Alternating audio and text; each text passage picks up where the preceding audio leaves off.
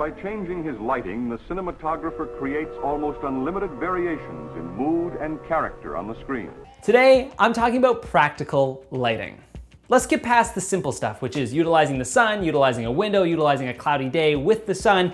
That's all the simple stuff. But let's say you're inside, you're at home, and you have no lights, you can't afford anything. How can you make it look cinematic?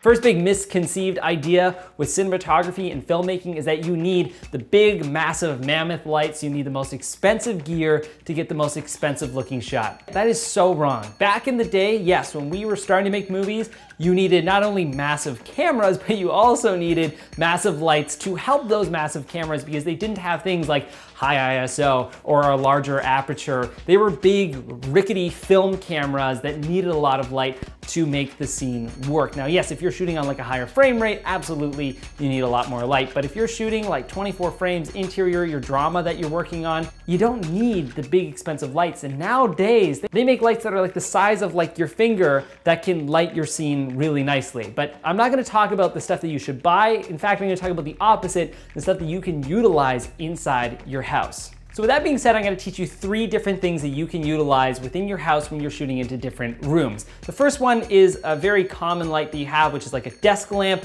or like an overarching lamp or just a lamp in general. There's a couple ways that you guys can utilize this light to make it the most cinematic possible. The first thing you can do is utilize that light source as a bounce. So take the light, angle it up against like a white wall if you have one, or your ceilings are probably white, and then bounce that light off and you'll get like a nice glow on your character. So this works really well. You can do like your characters looking straight towards camera. That can work for like more comedy lighting, or if you want to do something a little bit more dramatic, you can get just the side of them and just kind of have that side glow. Let's say you're doing something like super dramatic, super moody, and you want to get a nice contrast image. Well, you can even take that light and just point it to the back of them and get them to go against it. And now you can get like a super cool like music video style or almost like drama, spy thriller, I don't know. Using just a lamp is pretty useful. One thing I'd say just avoid is doing like direct, like straight onto somebody during the headlights. No one looks flattering that way, and it's hard for your talent to focus on what they're talking about when a light is just blasting on them. I mean, if you want to do something interesting, you do like the side of them, maybe, but I would just say either utilize it as a bounce, utilize it as like an overhead, or utilize it as something that builds drama or suspense within that lighting. But you're like, Zach, I don't have a lamp. All I have is these crappy overhead lights. Well, the big thing that you'll learn about cinematography is less light is usually more. So just channeling where the light's coming from can do a big thing. So one really quick trick that you guys can do is take like a piece of fabric, whether it's a t-shirt, just like take a piece of fabric. Now,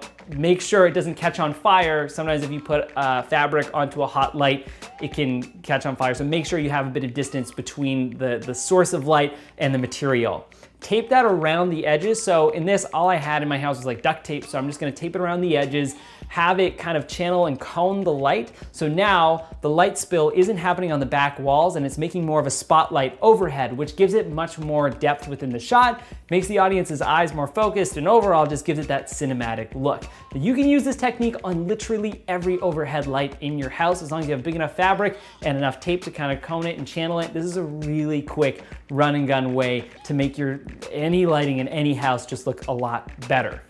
Another good thing to keep in mind is that rule, which is less light is more. So maybe you don't want to use your overhead lights or a lamp within your shot, just finding little practicals around your house. So for instance, if you're shooting in the kitchen, you want to build that mood up, just use like your vent light above your stove. So something like that creates just like a nice little glow within the room. If you need that light to give a little bit more kick, you can just put like a white piece of Bristol board or white fabric below that light, and that can kind of bounce up some onto your talent. So literally using the lights around your house, be creative, explore that possibility, because the most natural lighting, the most immersive lighting that you're gonna get is actually the stuff that either references practical or actually is practical. And the biggest thing, like I've worked with a bunch of cinematographers, and the more and more we explore this space, the more we're just like, can we just make it either darker or just more real? Like, can we just shut off all these other lights?